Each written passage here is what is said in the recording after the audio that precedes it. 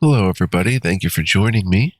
This is GGF bringing you episode 1 of what's going to be a new Let's Try. Rather, a Let's Play, because we already tried this game a bit in the past. You can see that on my channel as well. I had a little Let's Try for it. This is going to be something different. We're going to play a user-made module for the game, and a really, really cool one. Now, this module has been recreated in several different engines by its author, which I think is really cool. I've tried them. I've tried the Ice Blink engine version, and maybe one other that I can't think of right now, but it's a very cool open-ended module.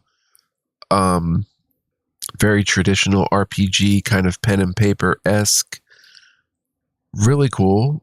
Bit old school and just on point in every way. So this is going to be episode 1 of Let's Play Knights of the Chalice 2, the Hearkenwold module, and we'll basically just be creating some characters in this episode. Now, warning, this episode is going to be pretty slow building these characters, and probably won't even get through all 4 to 6 characters made in this episode.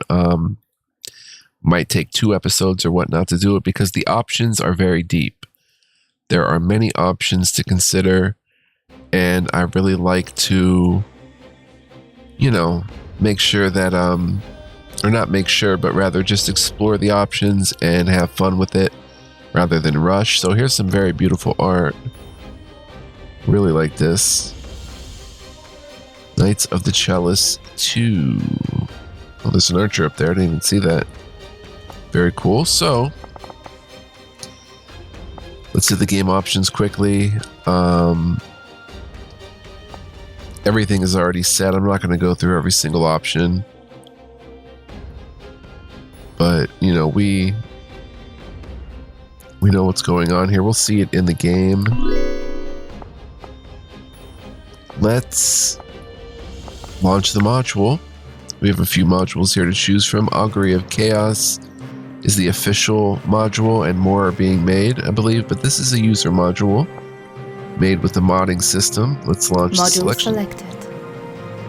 And it's going to immediately take us to party creation. So I don't know if we choose 4 or 6 characters.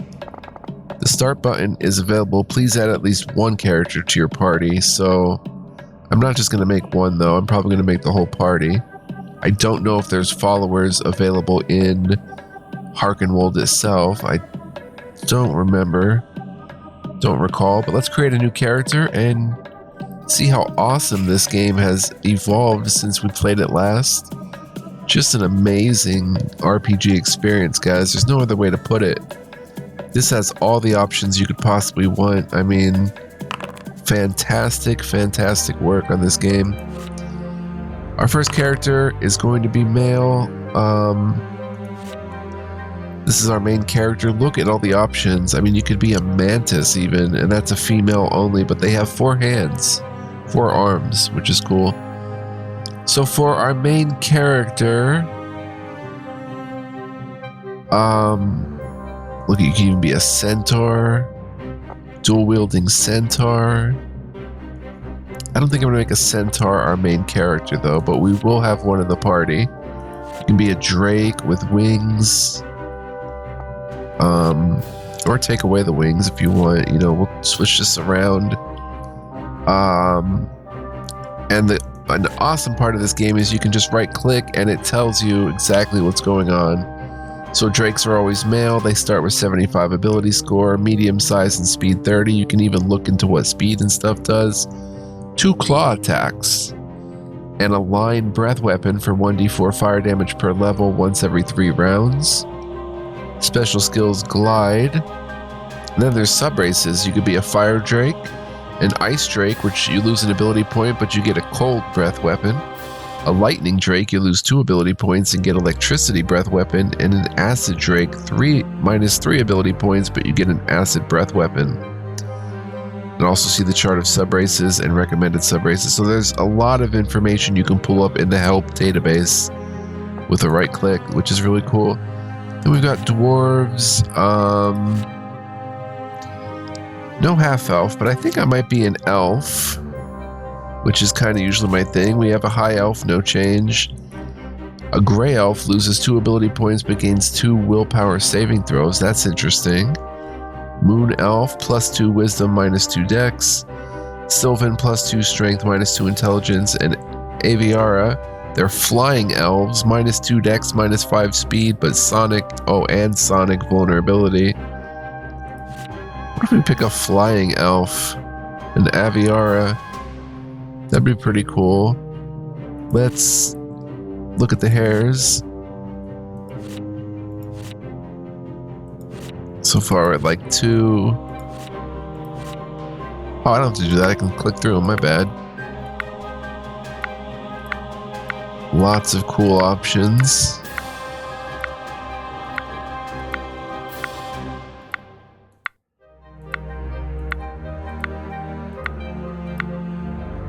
Okay, so how about something like that? Body, elf 1. We can pick a colored body. 4 options, really. Let's just pick 1. And height.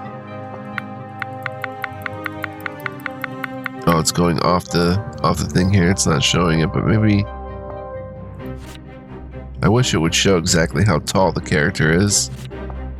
But I want to make a tall character. 115. The wings for an Aviara appear to be white, so we'll leave that as is. And it even creates a sprite, guys. How freaking cool is that? There's our dude right there with the wings. You can auto create the token, which gives you the face and stuff, or use, the elf, or pick a token. We'll auto create the token and the sprite because we're going to use sprites. So, let's continue. Oh, name: Sir Galahad, Shelob, Palior, Drin. No, this is going to be Elzarian. A new incarnation. And look at what we have here, guys. Class creation. And look at the classes. There are a ton. I love so many of these classes. So for our main character, how about an Aviara? Aviara Paladin would be cool. Aviara Mage Knight. Mage Knights are really powerful. I mean, they're all powerful depending on how you build them. A champion. What's a champion? The War Priest. Champions are so-called Templars, Knights Templar, War Priests and Warrior Priests. They have close ties to churches and they benefit from the same prestige as Paladins. Just like clerics, champions of benevolent gods are noble individuals who dedicate themselves to healing, protection, and retribution. Champions of malicious gods are power-hungry individuals who spread fear throughout pillage, destruction, and sabotaging. Sometimes champions are assigned a mission by their ecclesiastical superiors. In terms of fighting ability, champions are just as good as fighters. The increased focus on combat does mean that champions lose access to some of the high-level spells of clerics. Champions can cast spells even when they're wearing heavy armor. No kidding. And you can go through all the, when you get bonus feats, your spells per day, your saving throws, your base attack bonus. D10 hit die, proficient with all armor and all shields. Starts with simple weapons proficiency plus 3 selectable weapon group proficiencies. Champions can have any alignment. They have special abilities, spells. The leading ability for champion spells is Wisdom. A champion can activate divine spell scrolls of any spell in the list of the Paladin, Ranger, Druid, and Cleric. Spell picks at level 1, 3 plus Wisdom modifier. Spell picks at all other levels 2. A champion can cast somatic spells while holding a light shield, but not a heavy shield or tower shield. Champions can also cast somatic spells while wielding a two-handed weapon or several weapons at the same time. Because switching a weapon from one hand to the other is a free action, a character cannot have more than one summoned creature at a time. A champion draws his spells from the list of spells of the cleric, and he can use his spells to counterspell. Click here for more information, list of cleric spells, so you can really get into it. You can check the feats, which I guess are these basic divine armor, Divine Shield, Perfect Combat Casting. Now these are ones you can get for them. Like these are specially for the champion, I think. I don't know. Yeah, champion spell focus. Divine Armor. When wearing medium or heavy armor, you do not take any penalty to speed. Yeah, there's some really cool. Same with Shield. Oh, you can cast Somatic. And Somatic, most spells have a somatic component. Magical gestures are required to cast these spells, so normally you need a free hand and cannot cast while paralyzed or grappling. Really awesome stuff. So that's a champion. Let's look at Mage Knight. The Spell Sword. I like spell swords. Mage Knights are also called Arcane Fighters, Spell Swords, and Eldritch Knights. A Mage Knight is a wizard who has dedicated a substantial amount of time to martial training. As a result, he cannot gain access to the highest level arcane spells. The fighting ability of the Mage Knight is flawless. In addition, he can really turn the tide of battles by casting powerful spells, which are drawn directly from the spell list of the wizard. D8 hit die, proficient with light armor and light shields. Starts with simple weapons proficiency and 3 selectable weapon groups. Mage Knights can have any alignment. Special abilities, they have spells. Draws his spells from the spell list of wizard and can use his spells to counterspell. The leading ability for Mage Knight spells is Intelligence. A Mage Knight can activate arcane spell scrolls of any spell in the list of the rogue and wizard. A Mage Knight can cast arcane spells without spell failure chance while wearing light armor or holding a light shield. He can cast somatic spells while holding a weapon and a light shield, but not heavy shield or tower shield. Mage Knights can also cast somatic spells while wielding a two-handed weapon or several weapons at the same time, because switching a weapon from one hand to the other is a free action. Spell picks at level 1, 3+ intelligence. All other levels 2. Character cannot have more than one summoned creature, and more information, list of wizard spells. They can get phase spells, improved drinker weapons. I mean, look at this stuff. Vortex of Doom. Crazy. They get all these improved haste, improved global invulnerability, greater stone skin. So lots of choices. They even have the psychic classes, the psionist, the psychic healer, and psychic warrior. To get those classes in a video game, you'd really have to go back to Dungeons and Dragons Tactics, I think, to get options like that. But this just, you know, overwhelms with the amount of options. An Aviara Elf Rogue could be cool. How's Rogue doing these days? The Infiltrator. Rogues are skilled in stealth movement, dodging, and precise strike. Their ability to dispose of enemies with the least amount of time and energy is dreaded by all. Rogues often work as assassins, infiltrators, spies, scouts, hitmen, and thieves. They can be of any alignment, and they adventure for profit, experience, fame, or just for the challenge. Some rogues are members of a thieves guild. Experienced rogues have the ability to cast arcane spells. The spell list focuses on darkness, invisibility, confusion, paralysis, and sleep effects. D8 hit die. Rogue specialization. Oh, you can choose between assassin, fencer, ninja, and swashbuckler. Escape artist. Character can break free from a grapple, a pin, or a web using a dexterity check rather than strength if his dex is higher than his strength. Dexterity checks can replace strength checks when breaking free from the effect of the following spells: Entangle Web, Force Cage, Ectoplasmic Cocoon, and all associated spells. Additionally, the character gains a +2 bonus on these checks even if he's using his strength modifier. Look at all these things, man. All these special abilities. Crazy. Be an Orb Master. I'm not going to go through every single class's like everything unless it's something I'm going to really pick. But I guess the next step, if we were to continue with the rogue, would be to pick like, I'd be a fencer. That's pretty cool. Psychic warrior using psionicist abilities. Huh, so I have, for Hearkenwold, let's think Hearkenwold. I'm leaning towards champion, mage knight,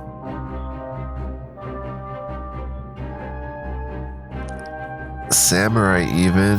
Psychic warrior, ranger, rogue. Let's be a champion. 81 ability points. That's massive. We have no points left, so it reroll. It doesn't matter. We have to lower. Oh, we can't decrease.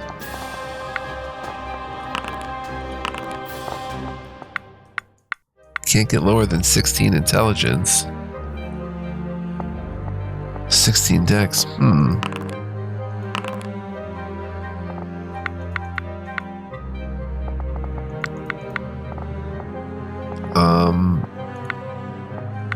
81 does not seem like a lot now.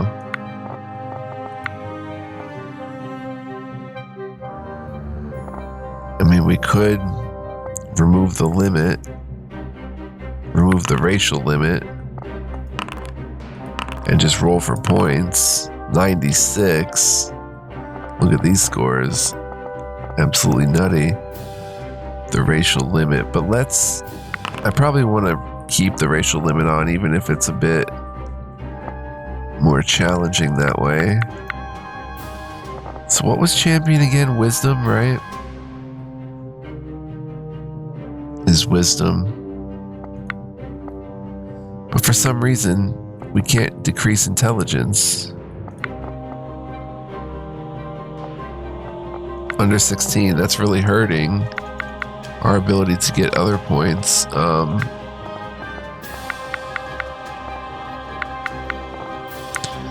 We don't want to get too crazy with the wisdom, but I like my main character to have charisma, even though it probably is useless in some cases. Or in most cases. We can't lower dex past 12. Something like that might be doable.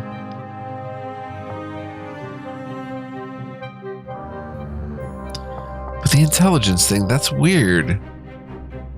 What about champions have to have high intelligence? They can't go below 16. I'm not understanding what that...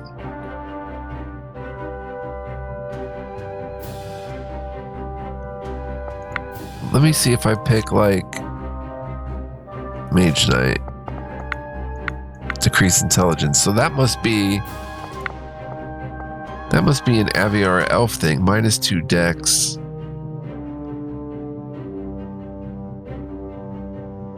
Oh, elves in general can't have less than 16 intelligence. Right.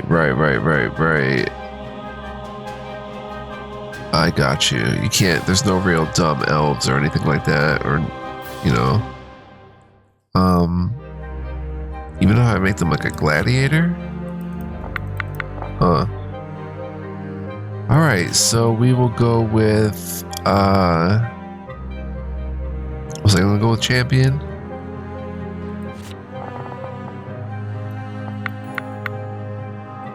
Make that about a 12, maybe make that a 14. Strength 6, dang son.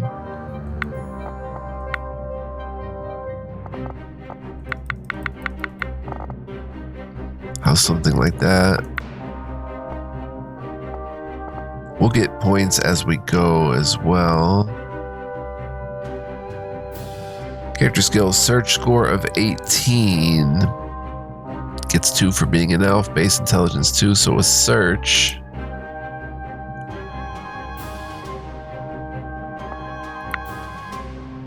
Word of honor. We have to come down here to champion, word of honor. We can't actually click on that. It's down here though.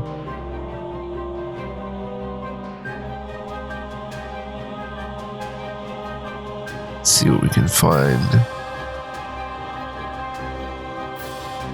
See if we can find word of honor.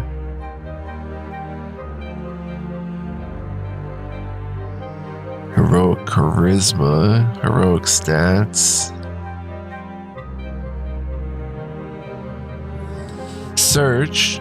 When conducting a simple search for a concealed object, the party may receive an advantage if it includes a character with a base intelligence of 20 or above, or an elf half-elf, human, dwarf, rogue, or wizard with a cat or owl familiar. Your character's base search score is equal to intelligence, and you get a bonus of +4 if you're a rogue, +2 if you're an elf or dwarf, +1 for half-elf, and +2 if you have a cat or owl familiar. Gambling, fire, there's a lot to this, guys. It's really cool.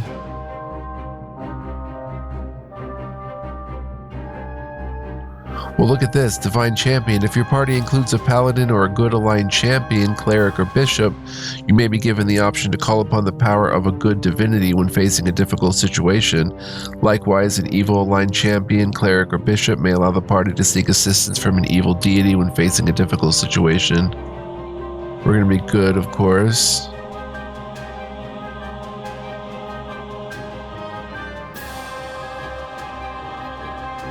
When conducting talks with angelic beings, a character may receive an advantage if his alignment is good.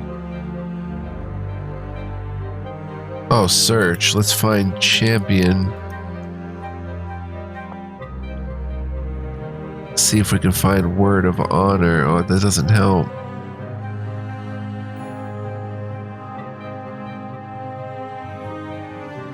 Characters? No. What was that?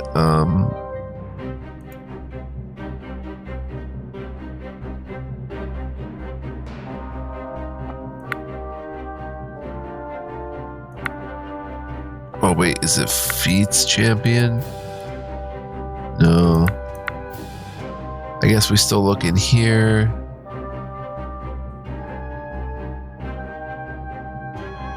Elf search includes detect secret doors and detect secret compartments. Also see below the non-specific search skill and search score of all characters. I don't see anything.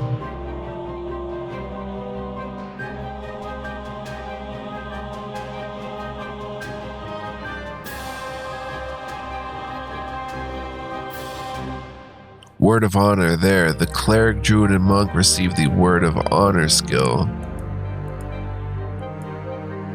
Word of honor. Paladin, champion, and samurai only includes honor, oaths, rules, nobility, royal families, illicit trust, diplomacy, and etiquette.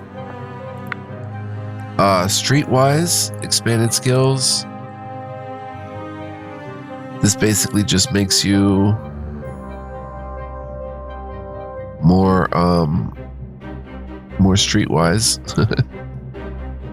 Kind of self-explanatory, but I want to look up the official thing here.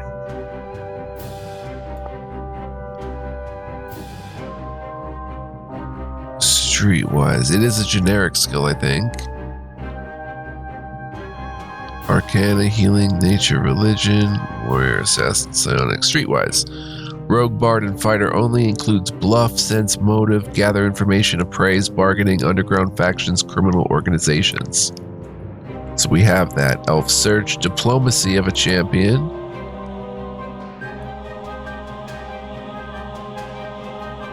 Which... this is all stuff we have. Divine champion.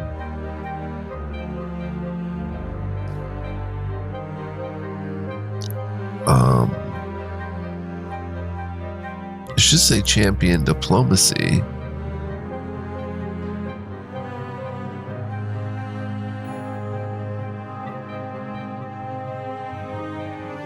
I don't know. We have diplomacy though. Low light vision and flying creature.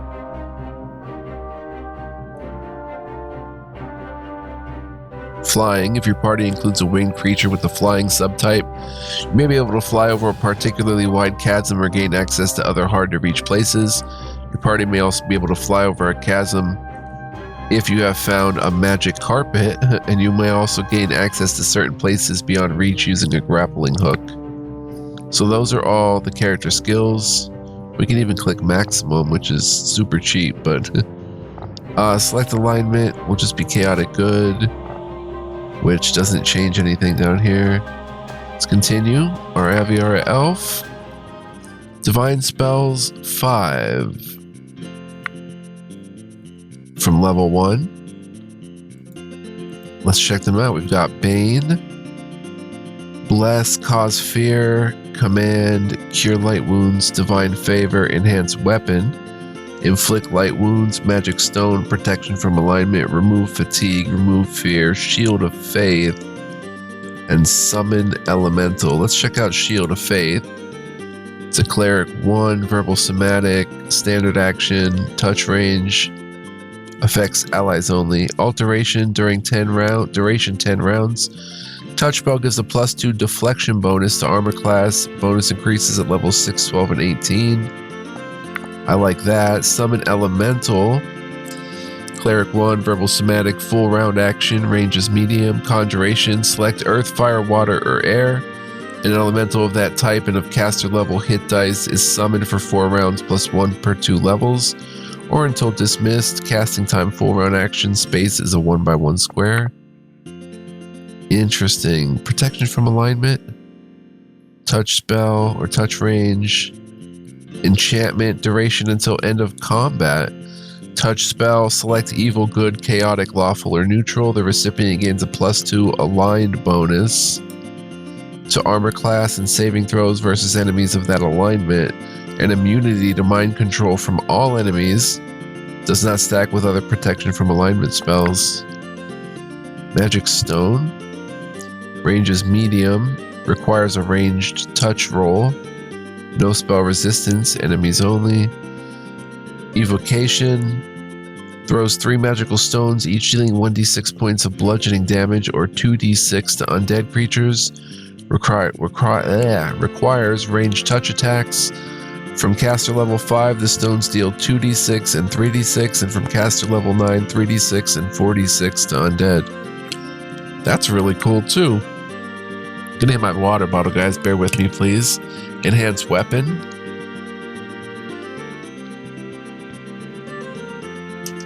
Range of touch, allies only. Alteration. Duration until end of combat. Touch spell. You manufactured weapons, add natural weapons, gain a +1 enhancement bonus to attack and damage rolls. Divine Favor. Personal range, so it's only on your person. Evocation 10 rounds.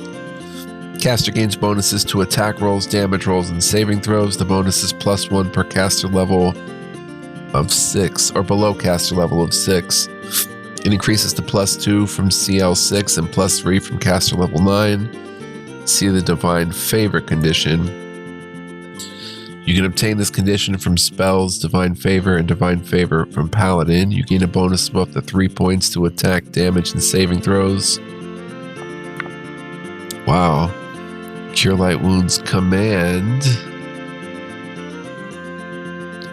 Enchantment, Mind Affecting, Compulsion, Tripping. Range is close, enemies only. Enchantment, single living creature in close range falls to the ground and is unable to act for 1 round. Willpower negates, see the command condition. So, great that it's mind affecting and willpower, because a lot of creatures do not have willpower. Bless. Range is medium, allies only. Enchantment, 50-foot radius, duration until end of combat. Caster-centered circle spell gives +1 morale bonus to attack rolls and willpower saving throws of allies. See the Bless condition. You gain a morale bonus of +1. Alright, so I think I'm going to choose Summon Elemental.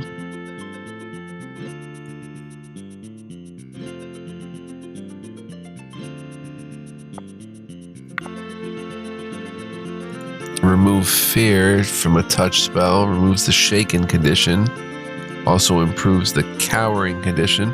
A cowering character takes a penalty of -2 to AC. The character cannot take any action and loses Dex bonus to armor class.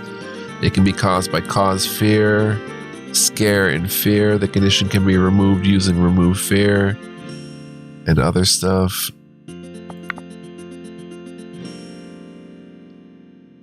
So we have some Conjuration, Protection from Alignment. A lot of times you can just protect from evil, basically. Plus immunity to mind control. That's really important. Plus, if we want a ranged attack, we should use Magic Stone. Okay, double click. Summon Elemental.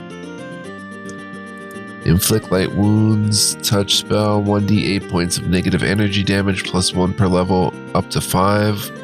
Willpower cuts for half. Cures undead creatures. Enhanced weapon. That's just a standard action. Bane. Caster-centered circle spell gives -1 morale penalty to attack rolls and willpower saving throws of enemies. Cure light wounds, 1d8 hit points plus 1 per level up to 5. Hurts undead creatures, removes bleeding and dying conditions. Probably going to have a healer though. Cause fear. It has to be a melee touch attack. Causes them to cower for 1d3 rounds. Willpower negates. On a successful save, the target is shaken for 1d3 rounds. If they're already shaken, they receive cowering and shaken. Attack rolls decrease by 2. Saving throws decrease by 2.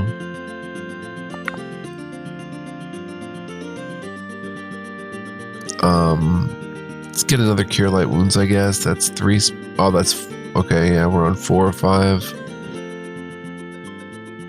Remove Fatigue. Also improves Exhausted condition. Shield of Faith. Let's get Shield of Faith and...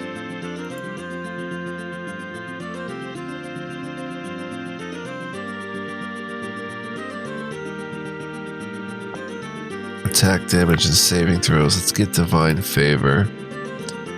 Cure Light Wounds, Divine Favor, Magic Stone, Shield of Faith, and Summon Elemental. Pretty diverse selection there, I think. Continue. Now we get to choose our weapon groups. We have all armor proficiencies, all shield proficiencies. Now we choose weapon groups. We have simple weapons. Our attack bonus is 2, 10 hit points. And then we get to choose 2 feats, which is cool. So all available weapon groups. I would say, let's see, 2-handed swords maybe. That's 1. One-handed swords probably I'd like to use. Reach weapons are interesting though, but yeah, let's go reach weapons, which is like glaives, gizarms, and ranseurs.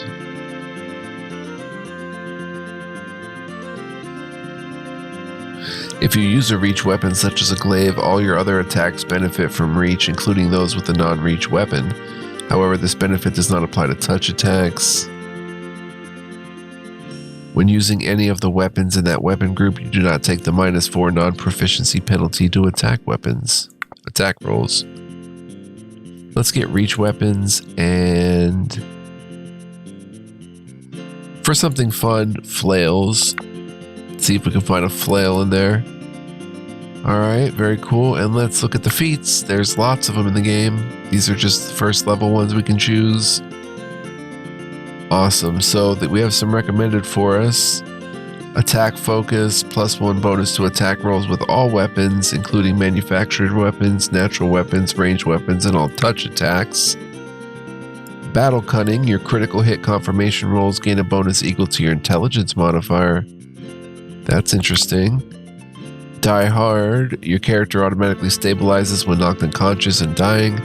In addition, at the end of every battle, the character automatically recovers 1d8 hit points +1 point per level. Healing Mastery. You must be, okay, all your cure spells heal an additional 1d8 points. Divine Shield. You can cast medic spells while using a heavy or tower shield. Wow, that's an upgrade there. And Divine Weapon. This allows the champion to bypass aligned damage reduction, meaning that his weapons will always be considered to be 1 of the right alignment for the purpose of bypassing the enemy's damage reduction. Cool. In addition, the champion gains a bonus of +2 to damage rolls whenever using a weapon enchanted with holy, unholy, axiomatic, or anarchic against enemies of the opposed alignment. That's interesting. Then we have like divine armor. When wearing medium or heavy armor, you don't take penalty to speed. I like that. Divine weapon. Oh, we just saw what that was. Improved energy defense. You can cast protection from energy, mass protection from energy, greater protection from energy, mass greater protection from energy, or as move action spells rather than standard action. That's super cool. Champion spell focus. The difficulty class of all your spells with the saving throw increases by 1 point. Armor reflex reduces by 50%, rounded down the armor penalty to reflex saving throws when wearing armor or using a shield. This feat always reduces the reflex penalty by at least 1 point. You can cleave. Oh my gosh, there's so many good ones. Let's see how long we've been playing though. 36 minutes. We should see if we can wrap this up. I mean, there's a lot of ways we can go.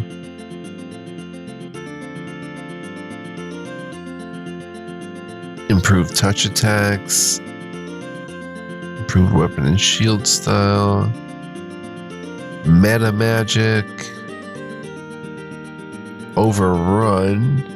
Character can move through squares occupied by enemy creatures of a size category no greater than the character's own size category. Huh. Then we have toughness, two-handed weapon expertise would be cool. Using +1 to melee damage rolls when you wield a one-handed or two-handed weapon with two hands, i.e. you wield no shield and no other weapon. If you have excess natural weapons, you receive the bonus only when wielding a single two-handed weapon. That would be cool and affect both reach weapons, and we can even wield like a flail one-handed with two hands, apparently. Weapon finesse, another weapon group proficiencies. Interesting. So I think, we get 2 of them. Equal to our intelligence modifier, which is +3, your critical hit confirmation rolls.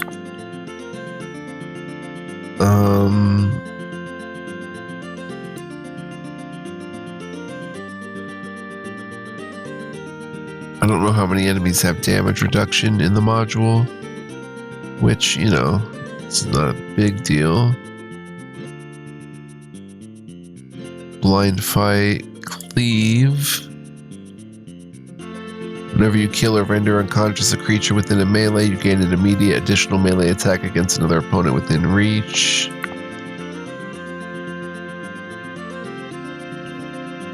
Combat reflexes, you can take more than 1 attack of opportunity against enemies every round. Dodge. Let's go with battle cunning. I like that critical hit confirmation roll. Bonus equal to intelligence. We have high intelligence. So just when you make an attack roll, get a natural 20. You hit regardless of your target's AC and you have scored a threat. The hit might be a critical or a crit. To find out if it's a crit, you immediately make a crit roll, another attack roll with all the same modifiers as the attack roll you just made. If the critical roll also results in a hit against the target's AC, your original hit is a critical hit. The critical roll just needs to hit to give you a crit. Doesn't need to come up 20 again. If the critical roll is a miss, then your hit is just a regular hit. So yeah, we'll get battle cunning. And, greater battle cunning. You add your intelligence modifier to damage rolls if positive when dealing a critical hit. Oh, that's so tempting. So tempting.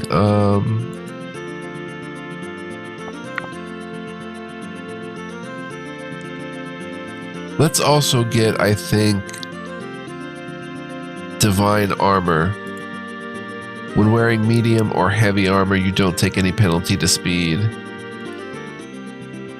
And we're already at 25 feet, but it goes down to 20 feet if they're wearing heavy or medium armor. So we'd be down to 15 feet. So let's get divine armor. And there we go. There's our 2 feats, and we're all done. We made our main character, Elzarian. I think we're good to go. Now, that's one character. So I'm going to wrap it up here, guys. It's a lot of fun making these characters. Next time, we'll make more of our party. It may take more than 2 episodes to get through all this, but if you guys want to check it out, definitely come back next time and we'll make more characters. Probably won't take as long for this additional characters, but you know, once we kind of know what's going on, but we'll see. It might, because we have to pour over some different options, of course. So I want to thank you guys for joining me. I hope you enjoyed that, and I hope you're looking forward to more. If you are, please like, comment, subscribe before heading out. I'd greatly appreciate that. Would be a big help. And tune in next time. And also, if you want to be a very big help for the channel, you can become a member here on YouTube or on patreon.com/fluent. Definitely check those out if you're interested. If not, that's cool too. But I will see y'all in the next video. Yeah. Until then, guys, be well, live well, stay well. And stay tuned for more Hearkenwold in Knights of the Chalice 2. It's going to be a lot of fun, guys. So I'll see you guys then. Ciao for now.